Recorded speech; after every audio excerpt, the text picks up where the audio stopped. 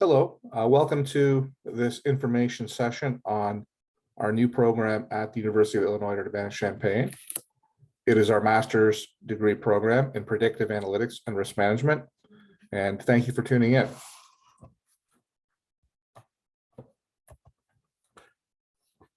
We've already completed one information session via Zoom call, and we have another one scheduled in early January targeted to international students in China. But we thought it would be a good idea to have a pre-recorded session for any interested people that have checked out our website and would like more information. So in terms of introduction, I'm the only one here on this presentation, but I wanted to just acknowledge Rinwan Feng, who is the director of the Predictive Analytics Risk Management program here. He's also professor, as well as the director of our actuarial science program. He has done considerable work behind the scenes in getting us to this point and bringing this program forward in terms of getting it ready for enrollment in the coming year. I am Paul Serafini, the academic program specialist here at Urbana-Champaign. I work with Dr. Feng in the actuarial science program, and I'm also providing support here with the Predictive Analytics and Risk Management program. In short, we refer to it as PARM as the acronym, and I'm assisting him on all matters related to program development here, as well as support for the faculty. Predictive analytics, as well as data science in general, this is a new career path in the industry. It is a path for careers where it is expanding across all industries and sectors, and so it's not specific to any one. It may be of particular interest to some candidates who are looking for a career in fintech, so financial services and technology. And this is a career where we're looking now at the use of big, complex and disparate data in order to have enterprises look at their enterprise, look at the problems that they have, and looking for solutions via the data that they have.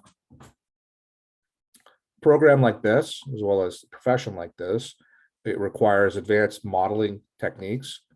It involves the ability to make predictions about the future, and it requires one to be able to solve problems and analyze business decisions. On the risk management side, it is expected that a professional be able to understand risk at an enterprise level. So they have to have a very broad view. They need to be able to identify what those risks are. Are these risks measurable? And do we have the tools to be able to manage and mitigate these risks? The professional is also required to understand how these various risks affect business decisions at an enterprise level. So in this profession, a deep knowledge of analytics is required and is demanded by this industry. There will be the use of various tools and computer software to do computational analysis of data and statistics. So this new program here at Urbana-Champaign is a response to that industry demand. The industry has said that we need professionals to be able to have this skill set and knowledge to be able to manage this world of big data. So the program we put together is a joint venture between the College of Liberal Arts and Sciences and the Gies College of Business. And so this spans 3 departments. So the College of Liberal Arts and Science brings in the departments of mathematics and statistics, and the Gies College of Business brings in the Department of Finance. And put together, we feel is a very dynamic program for the students to help prepare them for this career. What is data science? Data science is an interdisciplinary field of study. It's one that involves a process of using algorithms, data mining methods, and systems to extract knowledge and insights from various types of historical data. It will apply advanced analytics. This includes programming skills, as well as the knowledge of mathematics and statistics, as well as machine learning to help users predict and optimize business outcomes. It will use a number of tools and computing models, as well as coding like R and Python. And from there, we move to a branch of data science called predictive analytics. This is a quantitative discipline. And what predictive models do is it uses known results to develop or train a model that can be used to predict values for different or new data. The modeling provides results in the form of predictions. These predictions represent a probability of the target variable, example of which could be profit or expenses or any other variable. And this is based on estimated significance from a set of input variables. So to give you a sample of what we're talking about here with predictive models, here are 3 examples of models that are currently in use, some of which you may have heard of already. First example is what we call decision trees. These are a classification of models that partition data into subsets based on categories of input variables. This will help understand someone's path of decisions. This is a popular approach. The second example is called regression. This is one of the most popular methods used today in statistics. So regression analysis estimates relationships among variables. It is intended for continuous data that can be assumed to follow a normal distribution. It finds key patterns in large data sets. And this is a type of modeling that is common in financial models. The third example is called neural networks. These are sophisticated techniques capable of modeling extremely complex relationships.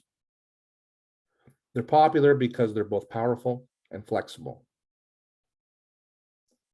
The power comes in their ability to handle nonlinear relationships in data, which is increasingly common as we collect more data. Neural networks are often used to confirm findings from the more simpler techniques in modeling, such as regression and decision trees. Neural networks are based on pattern recognition and some AI processes that graphically model parameters, and they attempt to mimic how the human brain functions. This is considered a cutting-edge approach to predictive modeling. On the risk management side, we often look at this from a fintech perspective because a number of financial service organizations are already using professionals in this field. They've been hiring them for some time now, and they are continuing to source candidates to add to their staff to address these business decisions from a data perspective. In addition, we're now seeing consulting firms add analytics practices to their suite of services. So think of it as organizations, instead of hiring in-house, they would hire a consulting firm to provide these knowledge and services to complete these tasks. When we look at risk, organizations must respond and manage the rapid changes to the industry due to technology and the risks associated with this age of technology. So front and center are risks like cybersecurity, and this can encompass hacking, viruses, malware, and identity theft.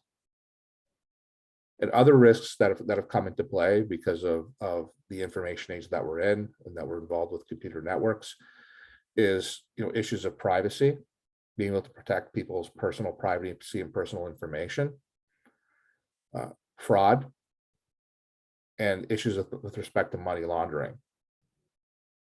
So these are all issues that organizations have to address and deal with on the risk management side.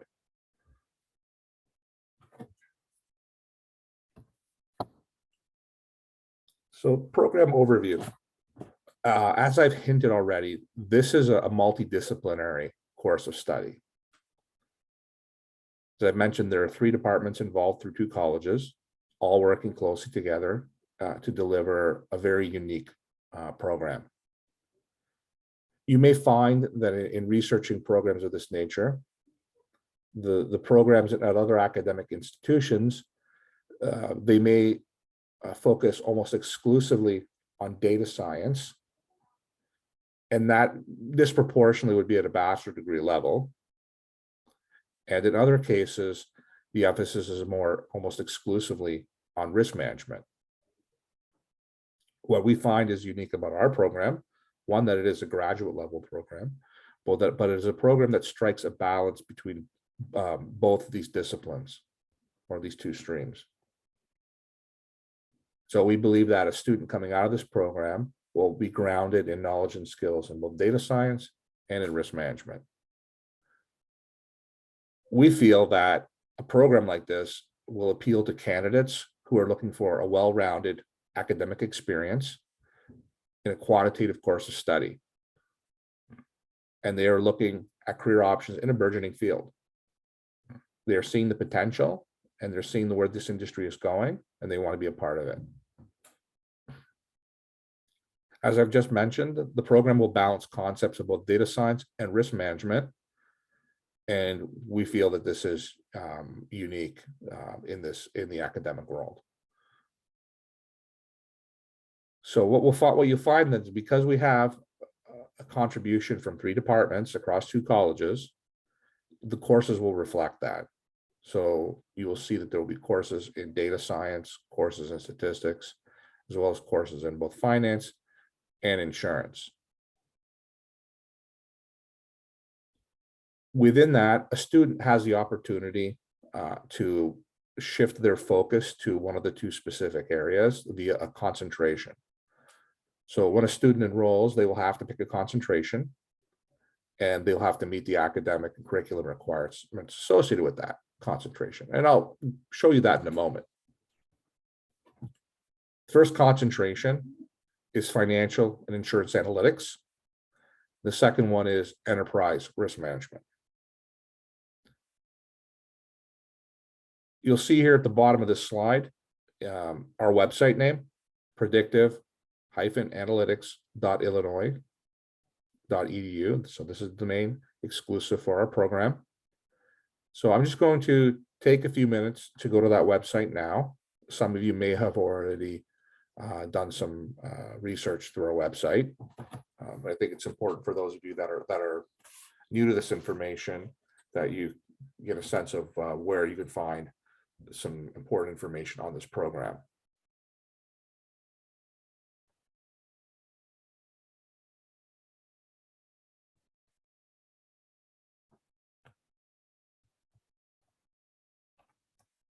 Okay, so I'm just going to share my screen again.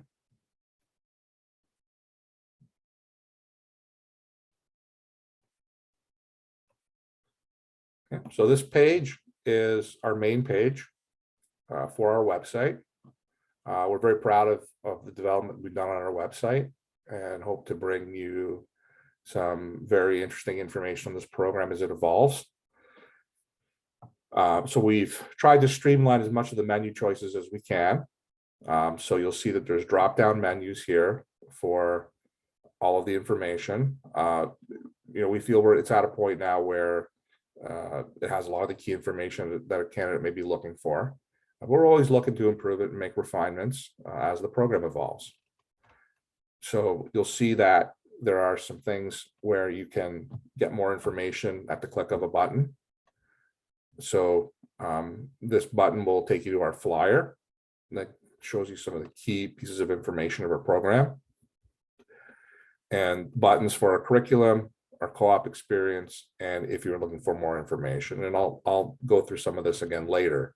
But as you scroll down, there's more information on sort of key components of the program.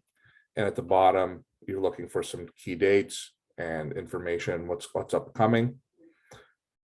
So in our overview section, certainly I recommend that you go through this. There's a lot of information with respect to background and work, history on data science, predictive analytics, as well as our program. And here we also have our curriculum information, which I'm going to bring you to now, so you get an understanding of what it's going to take to complete a program like this. So there's a little bit of an overview here that talks about sort of the types of courses you'll be taking.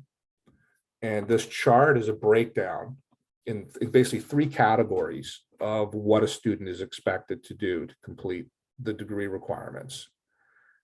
So the first section is what we call our core courses, and that's 12 hours of study, 12 credit hours. And then we have our concentration required courses. That is also 12 hours of study. And then the last piece is what we call our core electives, and these are open to the student based on the selection you'll see below, which I'll get to. And in total, the student will have to complete 32 credit hours within those requirements. So the student will have to complete core courses of 12 hours. And it's basically broken down into 4 credit course names. So you see, it's a blend of the concepts that we're talking about. So you're going to touch on risk management, investment and finance, analytics. And then the last piece is our practicum course. So this is experiential learning through case study. And within that, the student has a choice. So they can make that focus either be on the analytics side or on the risk management side. The student will choose. And this provides an alternative and applied way of learning for the students outside of traditional academic course delivery. The concentrations, as I've mentioned, is either the financial insurance analytics concentration or the enterprise risk management concentration. If you take the financial and risk analytics concentration, you see that the focus will be courses in statistics. And you see the 3 courses here: Bayesian analysis, statistical learning, and data science foundations. And there's 12 credit hours that the students has to complete if they pick this concentration. So it means you pick this concentration, you have to take and complete these 3 courses to meet those requirements. Alternatively, if you take the enterprise risk management concentration, then the courses will reflect courses in risk management. And as you can see, all 3 courses here have risk management in the title in some capacity. So that with that specific concentration choice, you have to take and complete these 3 courses. And then finally, the electives, so 8 credit hours. And if you think most graduate level courses are 4 credit hours, typically, you would pick from 2 courses from this list below. What you're also allowed to do, as if you see the asterisk at the bottom here, that these courses can be chosen as an elective if you are not taking them as a concentration requirement. Okay? So for example, FIN 526, Enterprise Risk Management. So that is, that is one of the concentration requirements for someone taking that concentration. But a student taking the financial and risk analytics concentration could take FIN 526 as an elective, and vice versa. But you cannot count them towards both, because you still need to get the 32 credit hours, and you can't count credit hours more than once. Okay. So that is the breakdown of our curriculum. Certainly spend some time going through that. You could also go to our mathematics website to look for some more detailed information on some of these courses, math, statistics, and even if you go to the Geese College of Business, Department of Finance, they have more detailed information on their courses. If you want a better idea of what you'd be studying in any particular courses. Okay, so anyway, I appreciate you following along on this, and again, we support anybody going through our website and going through the information that we've posted here. Okay, so back to the slide deck. Okay. So that is our program overview. So the a couple of things I just want to emphasize here. We are trying to balance flexibility with some basic core requirements about analytics and risk. And so that is a fine balance. So it will seem that maybe some of it seems more rigid, but if you look at the fact that it's a graduate level program, that you have the option of picking a concentration, you have some elective courses, we feel that there is some flexibility and choice for the student in terms of their overall academic experience in this program. There is no thesis required. Some students may ask about this, but it is not designed for such a purpose. We're designing this program to prepare students for a career in the industry. So this, the requirements, the specific requirements to complete the degree are the academic requirements for the courses, and within that, the practical course.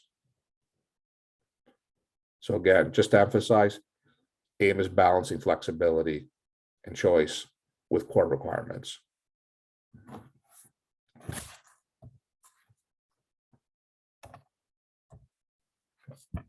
So at this time, we'd like to highlight some key program features, some unique features that we feel will make this program even more dynamic for the students that enroll.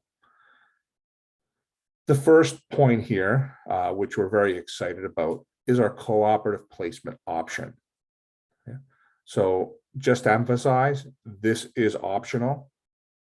And as I'll describe momentarily, there's a reason why we're making this optional, because for some students, the co-op isn't necessarily fitting into their career path in terms of where they are, and that there are some situations where that may be the case, and I'll describe that shortly. For those of you who have not heard this terminology before, in terms of cooperative education, cooperative placement, think of it like an internship. So that is a concept that is much more commonly known in the United States, anyway, where an internship is typically a work placement. It's usually shorter in nature, typically over the summertime, and more often than not, it's a paid internship where a student will have the opportunity to work, usually full-time hours, at an organization, ideally in the field of study that they're in and the career path that they're looking for. With cooperative placement, what we're intending to do is work more closely with our corporate partners. And that means, building out corporate relationships with organizations that have moved towards, implementing data science and analytics into their business models. And the idea is to be able to create an integrated network of employment opportunities at an entry level where there will be co-op work placements for our students in this program. And what a co-op placement will do is be similar to an internship, except it's longer in scope and time. So an internship is just usually a summer internships of a couple of months. A cooperative placement, the intention is that it'll be the length of a full school term, like the fall or the winter. So it'll encompass a 4-month period where a student will be employed by one of these employers, hopefully in a job that is in this field. The job will be paid, and the student will then get real world experience in this field as they're completing this degree.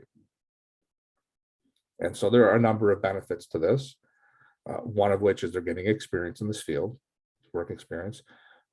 2, they're getting paid. So in terms of whatever they're doing as a student, they're for the term that they're doing this co-op, they're earning income, which can help them cover their costs. Maybe they can save some money and build towards the future, but it's paid work. They're also building out networks and network contacts through this placement, and they're meeting key professionals in this field. So, the value of networking, you cannot, overestimate the value. Okay, so it is important that students find ways to connect with people in the industry, and this goes beyond what you may have experienced as a student academically in terms of what you're bringing, and that leads you to your resume. So certainly, a student wants to do well academically and build out their CV before they graduate to show that they're working hard and they're succeeding in their courses. But to have this type of work experience to add to your resume will help you students stand out. It will enhance their employability and make their candidacy more competitive in the market. And finally, what it does is it gives the students an understanding of what this career will look like, and it may reinforce their desire to work in this field. So anyway, watch out for more information on our co-op program. We have actually posted some information on our website regarding co-op. So we certainly suggest you check that out to gain more insight into the co-op experience. The other unique feature, and I've actually talked about this in the curriculum information, is the practicum course. So we do feel that the academic courses that the students will learn will bring them a lot of knowledge towards working in this industry. However, the idea around doing experiential learning through case study provides a different dimension to the students in terms of what they're learning and experiencing, to have something practical and applied to balance out their experience in the classroom. I'm going to skip to the fourth point, because it's kind of tied to what I just talked about, the practicum courses. There's some additional applied learning here in that we've tailored some of the courses around students enhancing their programming and data analytical skills, which will be critical to this career path. And so we've actually already started doing that with our other programs, where the use of computer software programming, coding like R and Python is important, and we will continue to build on that as these types of courses are integrated into our program. Course delivery. We feel that what we're going to be doing here on course delivery will be consistent with everything else we've talked about with respect to the delivery of the program, which again, it talks about flexibility and choice for the students. And this is no different. The fact that we've been dealing with a pandemic for the past 2 years, and by necessity, schools have had to find creative ways to deliver the course material to students so that students can move forward with obtaining their degrees.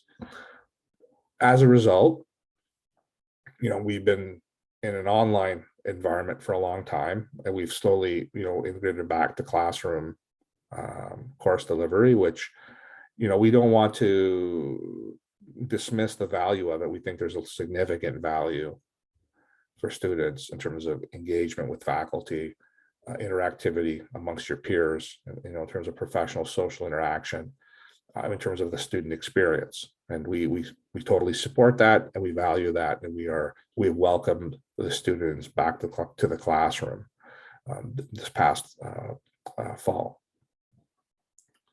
But that being said, there are a number of situations where students may be interested in this program, but maybe a classroom approach isn't feasible or desirable at this time. They're motivated to complete this degree, but they feel that in order for them to be successful in completing the degree, they do take either some or all of the courses online. Our program supports this need. So classes will be available in both classroom and online delivery format, and we are in the process of building out our software, building out our tools to be able to support an effective and dynamic online delivery in those cases.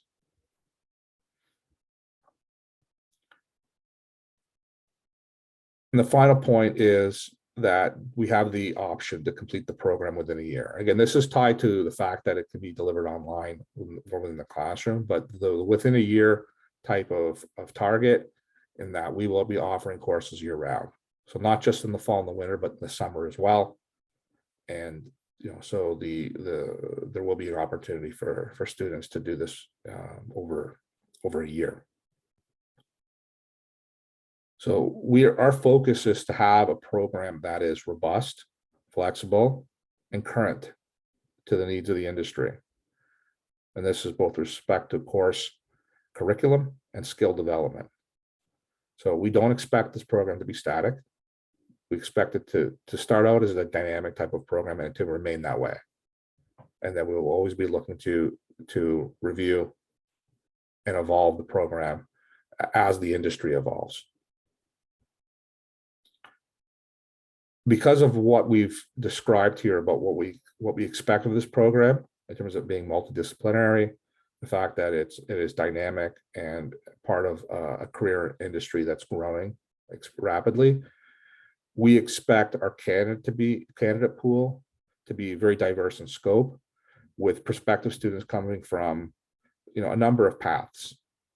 So first and foremost, you expect undergraduate students from a variety of quantitative programs such as math, statistics, actuarial science, finance, economics, computer science, even data science, as well as information technology, computer science.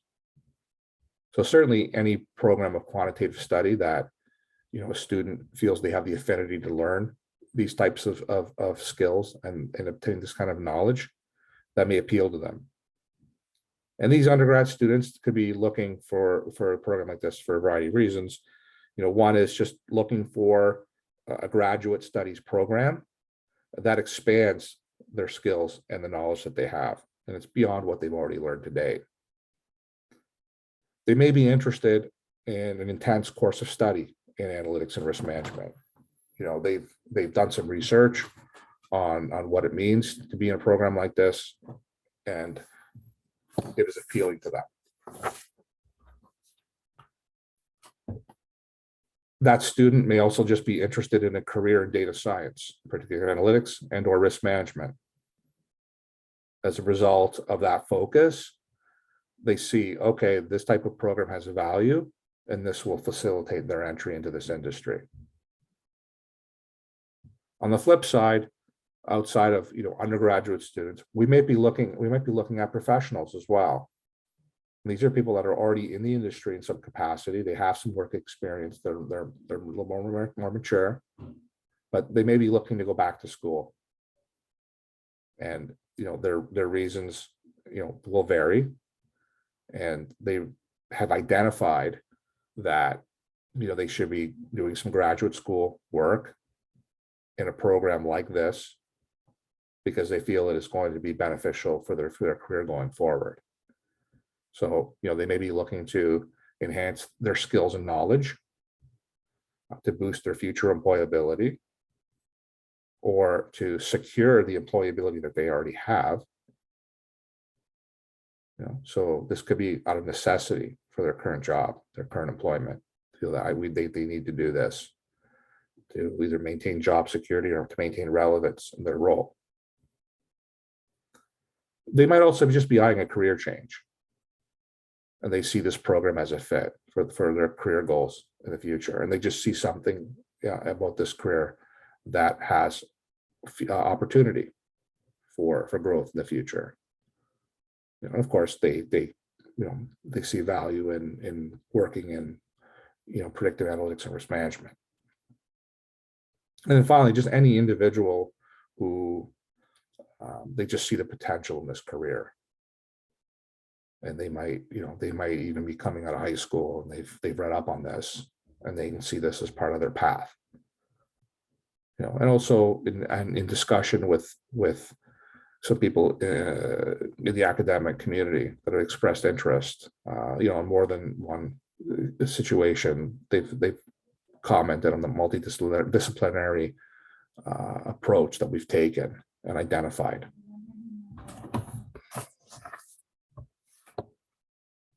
So here are some sample career opportunities that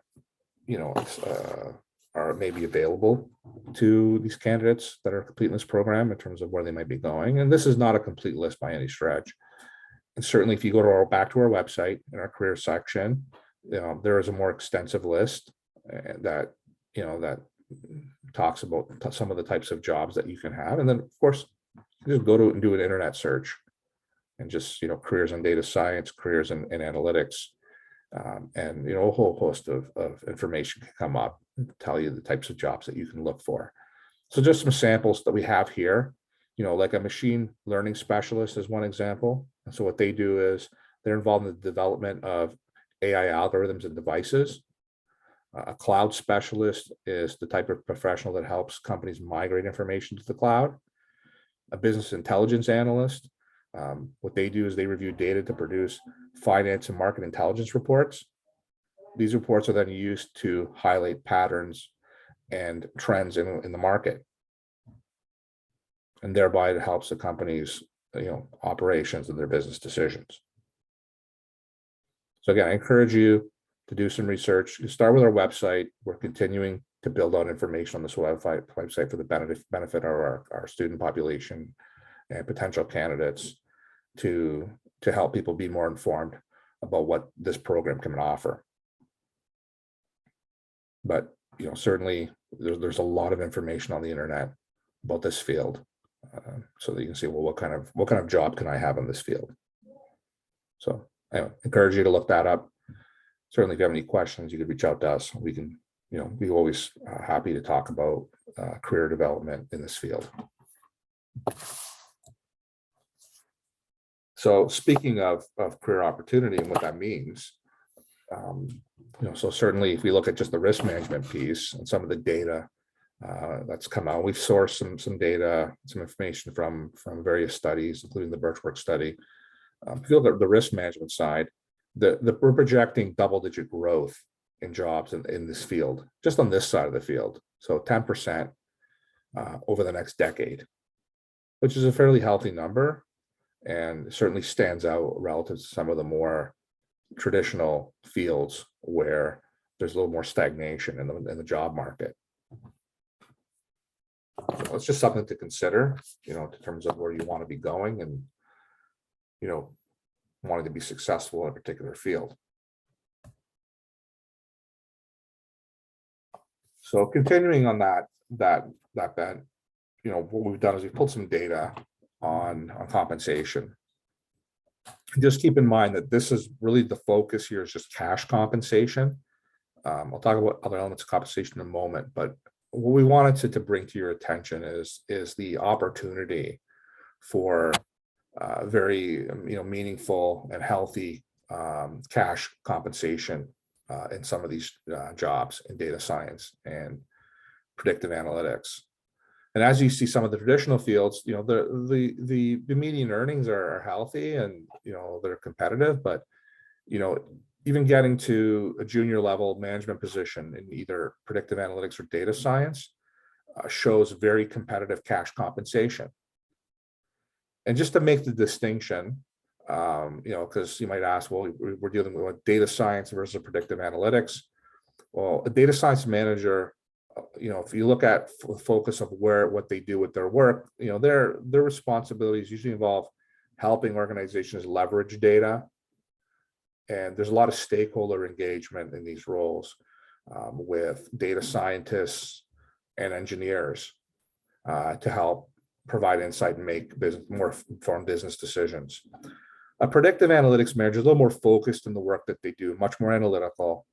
And so their roles and responsibilities will involve more about implementing specific tools and strategies that allow raw data to be transformed into business insights. So definitely more hands-on on the quantitative side. But again, both sort of paths have great opportunity and are showing some very healthy compensation in the market. Now, certainly that's not the only part of compensation, which I'll talk about in a moment, but I just wanted to jump off on this slide to the next slide to talk about what that means in terms of not just future job growth, but your trajectory for compensation. So, and do the comparison with the other industry, we looked at sort of junior level management type of roles. And so we take the manager level ones in both data science and predictive analytics. So you'll see these salaries match the previous deck, and you see where it can go as someone moves up the chain of management with greater responsibility. And we see that the income growth here has significant potential. And it's, showing that there's opportunities for significant increases in compensation. As I've mentioned, this is cash compensation. So it is one element of compensation that a candidate will look at when they're negotiating with an employer. And I don't want to be dismissive of the cash compensation piece, because it's very important. You want to be paid. And you want to, feel that you're being paid for the value that you're bringing.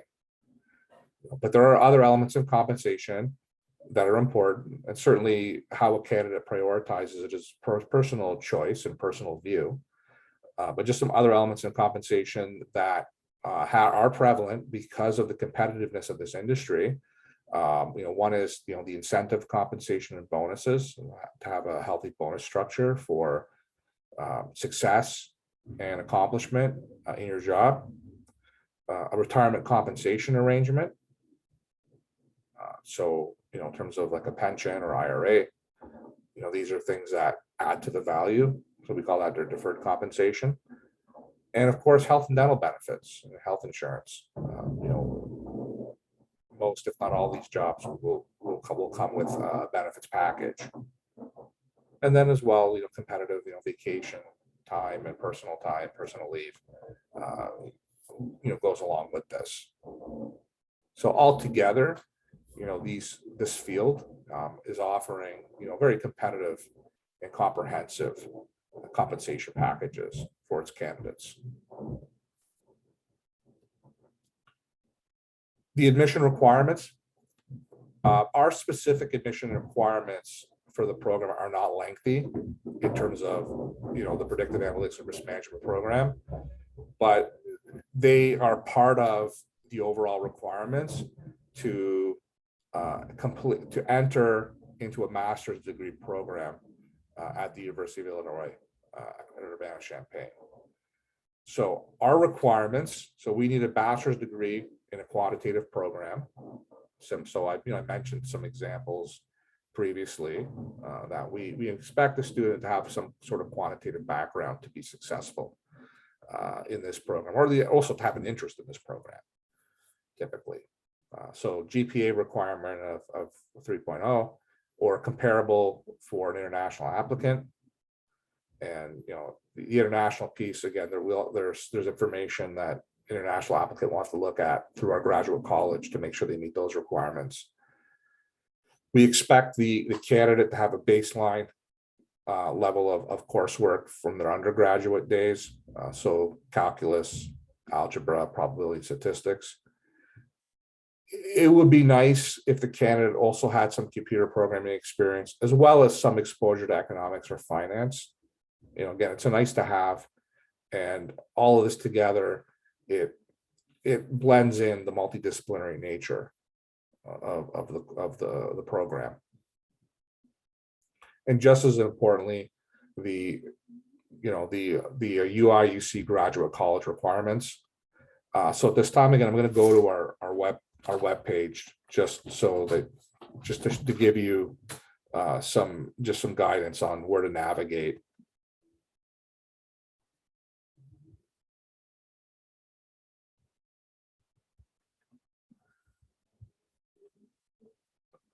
So in the admission requirements, so under admission requirements, as I've already mentioned, here are our prerequisites for the program specifically.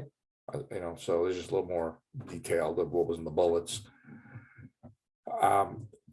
Just some additional points. We don't require the GRE. It's a nice to have, but it's not make or break. It's not a mandatory. You'll need to upload your transcripts. Certainly, if you have any letter of recommendations that you have will enhance your candidacy. And we are requesting that you include a personal statement. It's very important. There's a link here for our graduate college page.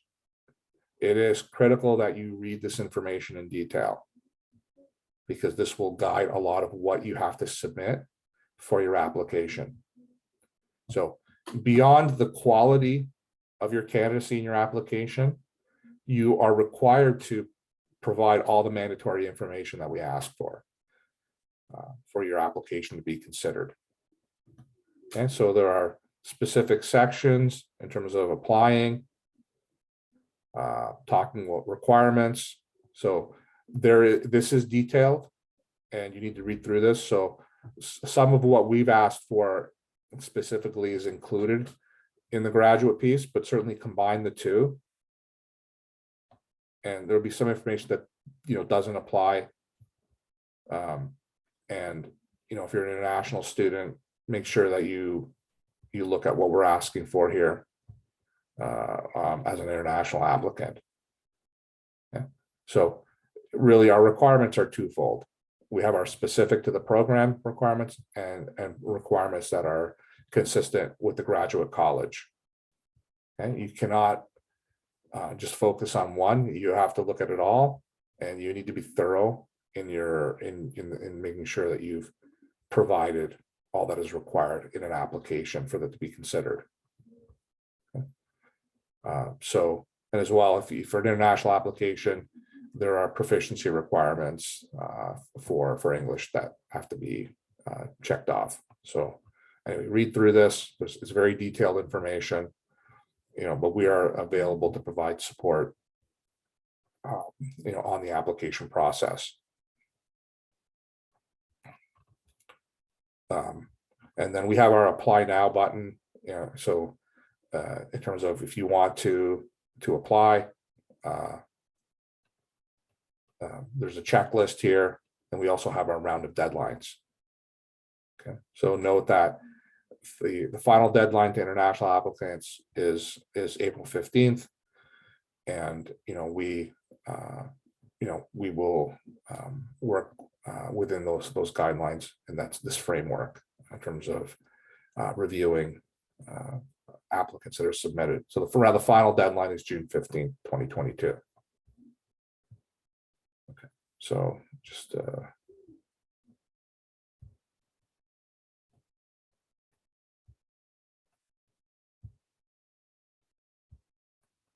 sorry, I guess I hadn't shared the screen.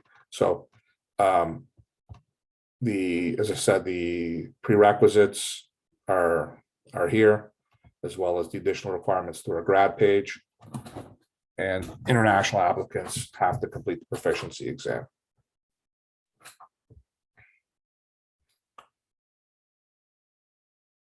Okay.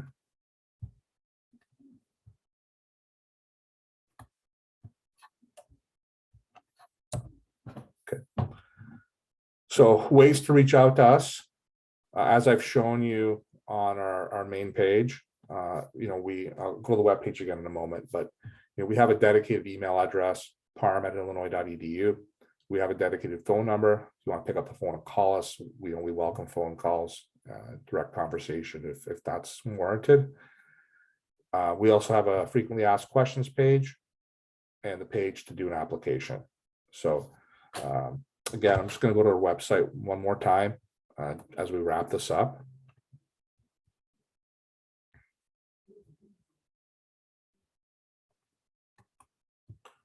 Okay, so I'm just going to go to the main page.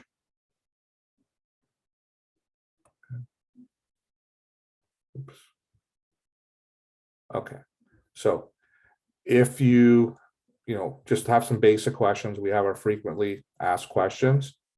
You can go through those. These are just common questions that candidates will ask. Okay. Our upcoming events, which are also, we try to highlight those in the main page. So right now it's, in terms of information sessions, we had a Zoom session in earlier in December. We'll have another one in January, a Zoom session. The target is students in China, based on the time frame, but we're not placing any restrictions on this. So if you want to register for it and be part of it, we have a link here below. And then again, on the main page, again, the events information is also here.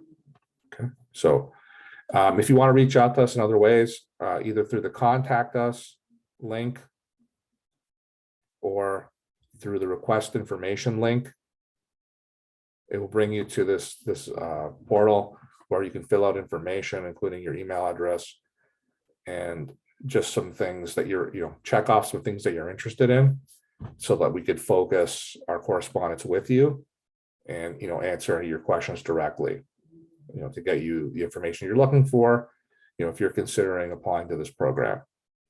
So again, we encourage you to reach out to us so that we can help you in any way we can to answer your questions.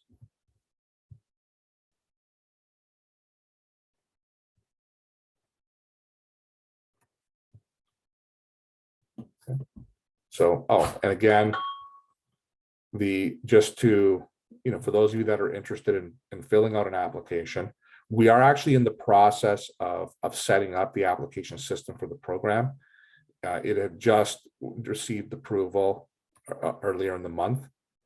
So as a process flow, there were things that we had to wait on before we can set some things up, but we're working diligently to get the application system going. So keep an eye out for that. So you go to the apply online, and so we'll soon be accepting applications. It's imminent. So the links, and this will be through the graduate college webpage. It will be available shortly, and we'll be accepting students on a rolling basis with the multiple deadlines, as we've mentioned here. So we have the 4 deadlines here: January, March, April, and June. And then April is the last deadline for international applicants requiring a visa. And so please be mindful of these deadlines. And there will be a limit on the number of applicants we accept. Only apply once. We don't need you to apply several times. Once you apply, we will have your application in the system, and we will acknowledge as such. Okay. And this will be done.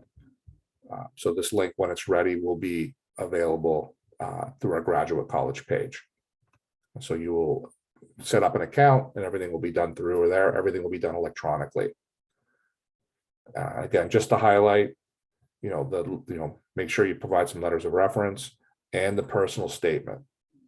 So 1,500 words or less, and describe your areas of interest and the goals upon completion of the program. Okay. So anyway, so yeah, just keep an eye out for that. Again, if you need to reach out to us, give us, either give us a call or send us a note to parm@illinois.edu.